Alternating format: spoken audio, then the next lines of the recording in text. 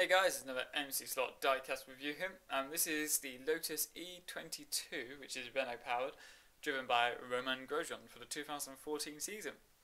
Now there's a few different things about this car compared to some of the other cars in the grid, partly the main one being the twin tusks on the front, which have been created by, or recreated shall I say, by Minichamps. So Minichamps have actually done the proper nose for this car, which is very nice. Of course they would, because they take a lot of pride and a lot of effort in making these cars.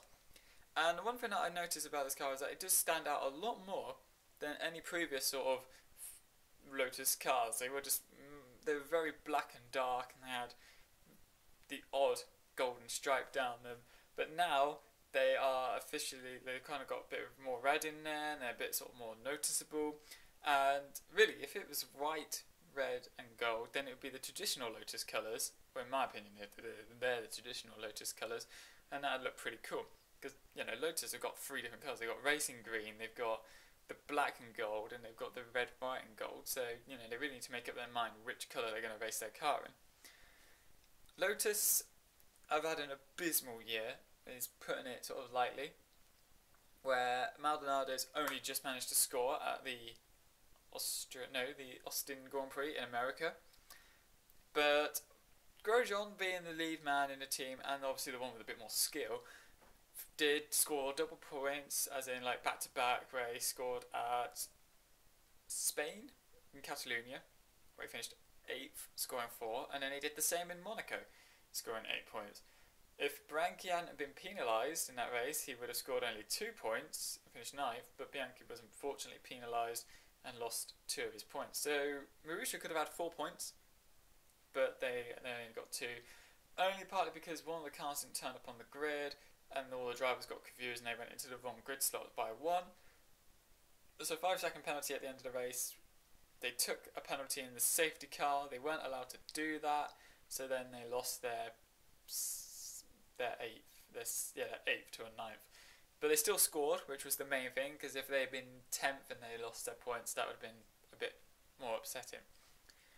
Romain Grosjean, he's a very sought after driver actually. Quite a few big teams want him, and he's been quite unfortunate not to sort of land a higher seat.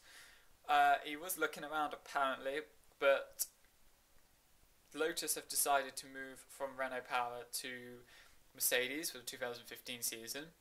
This was sort of the car that was the official Renault team, or official if you want to put brackets around it, because they took over the Renault squad back in 2010, I want to say.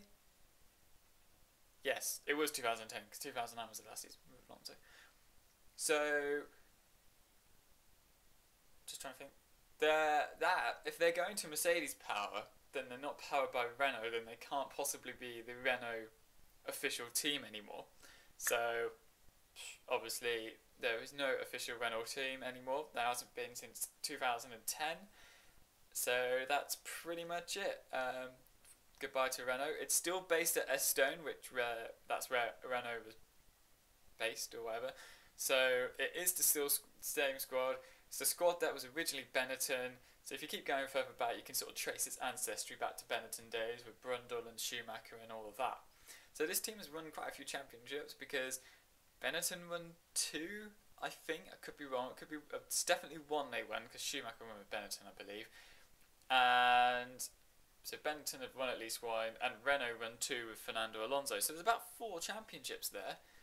And Lotus, if Raikkonen had a slightly better car, or the year where he scored literally points in every single race, he would have, you know, if he had scored a bit higher up, he would have actually won the championship. So Raikkonen did very well for the team. Grosjean was matured a lot, he didn't crash into everything.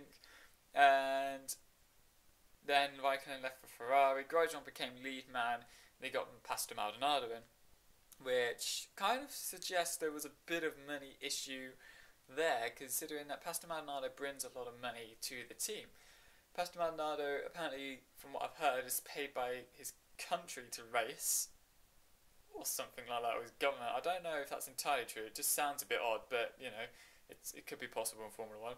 So he brings a lot of money with him, even though he's not the best driver on the grid, has proven when he drove for Williams. He did run a race for Williams, of course, but he didn't score many other races apart from that. I think that's almost half of his entire career points was in that one first place with 25. So that kind of puts it into perspective. Again, Minichamps didn't really actually give me any information on regards to the tampo prints, the parts of these cars, etc, etc. So it's a bit annoying because I can't really talk about it too much. I believe Skeletrix are producing this car as well, but they probably won't do the Tuscanos on it as well, so don't get too excited. And there's a few nice little things, like you see a lot of these adverts for Sure for Men, but they've got the Roman Grosjean's name along the top there. So it's very nice, it's very nicely detailed as well. And as always, I'll just give you a little show of the driver. It's very nicely done as well. The wind feels a bit flimsy as well, so if you do get this car, if you get any sort of Minichamps car, I would suggest that you practice handling it carefully if you do take it out of the box. If you're like me and got a little spinny thing that you want to put them on when you're doing videos or just looking at them. Just need to find the code. The code for this car is 417140008. So Roman Grosjean picked the number 8, which was actually be his number. Actually, his number would be 7 this year had they kept the original number rule. Which I don't like this new number rule where they have to pick their own numbers. I think it's a bit stupid, but that's just my personal opinion and everything.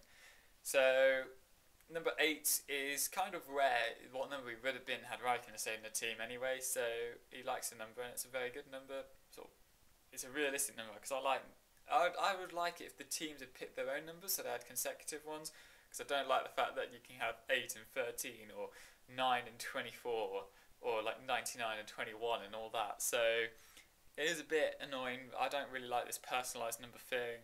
It would be better if it was only one car teams and they had personalised numbers, but whatever. Thanks for watching. Please give this video a like, comment and subscribe. Don't forget to leave any comments about the car or the 2014 season. I'd love to see what your opinions are about the 2014 season, what you do like, what you don't like, what drivers you like, why you like it, and all of that. Any particular cars you want to see, don't forget to give us a shout. Don't forget to give the channel a subscribe as well and really show your support for the channel.